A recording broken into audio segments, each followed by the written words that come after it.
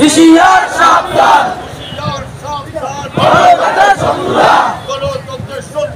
হুঁশিয়ার সাবধান, গণতন্ত্রের শত্রুরা, হুঁশিয়ার সাবধান, হুঁশিয়ার সাবধান, গণতন্ত্রের শত্রুরা তারেক রহমান বীরের বেশে আসবে ফিরে বাংলাদেশে, আসবে ফিরে বাংলাদেশে, তারেক রহমান বীরের বেশে তারেক রহমান বীরের বেশে আসবে ফিরে বাংলাদেশে।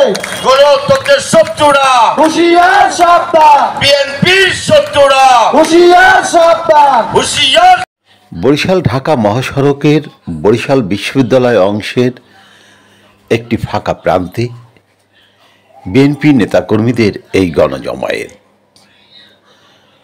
9 আগস্ট শনিবার এই জমায়েতের প্রধান লক্ষ্য ছিল জুলাই যোদ্ধাদের সংবর্ধনা এবং তাদের নিয়ে আয়োজিত দোয়া মাহফিল। আর এতে প্রধান অতিথি হিসেবে উপস্থিত ছিলেন বিএনপির জাতীয় নির্বাহী কমিটির সদস্য আবু নাসের রহমতুল্লাহ। তাকে ঘিরেই এই জমায়েত। এতে সভাপতিত্ব করেন জুলাই যোদ্ধা রহমতুল্লাহ সর্দার, যিনি জুলাই গণ অভ্যুত্থানের সময় পুলিশের গুলিতে আহত হন এবং তার চোখ নষ্ট হয়। জুলাইয়ের যে গণ অভ্যুত্থান হয়েছিল, সেই গণ অভ্যুত্থানে যে বীর যোদ্ধাদের সম্বর্ধনা আর যারা নিহত হয়েছে এবং আহত হয়েছে তাদের জন্য দোয়া মাহফিলে আজকের এই অনুষ্ঠান। বরিশাল সদর আসনের মনোনয়ন প্রার্থী এবং জাতীয় নির্বাহী কমিটির সম্মানিত সদস্য জনাব আবু নাসের মোহাম্মদ রহমতুল্লাহ।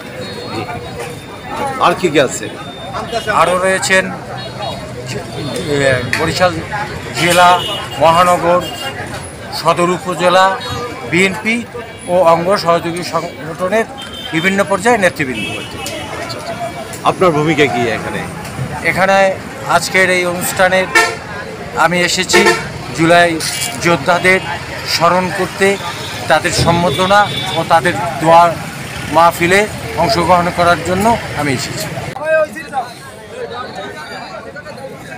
ইজাদ খান, আলামিন হাওলাদার এখন কারাবরণকারী নেতা গোলাম কিবরিয়াকে ফুল দিয়ে বরণ করছেন আজকের অনুষ্ঠানের প্রধান অতিথি।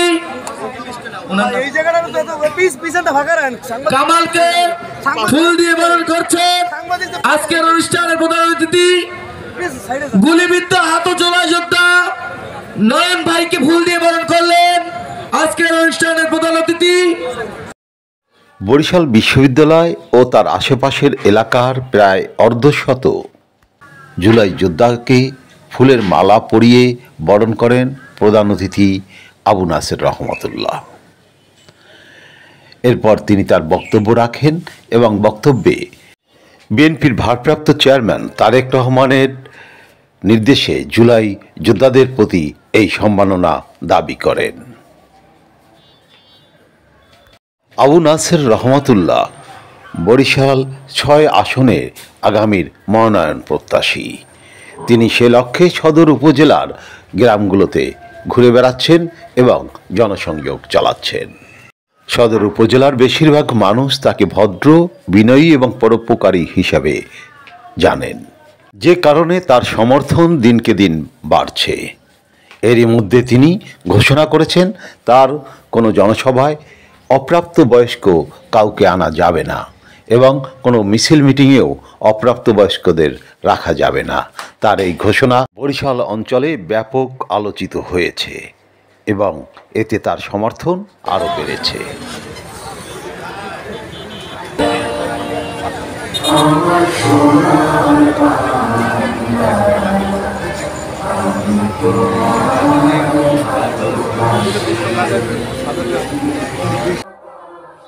বরিশাল বিশ্ববিদ্যালয় এলাকা থেকে আরিফ আহমেদ, বরিশাল।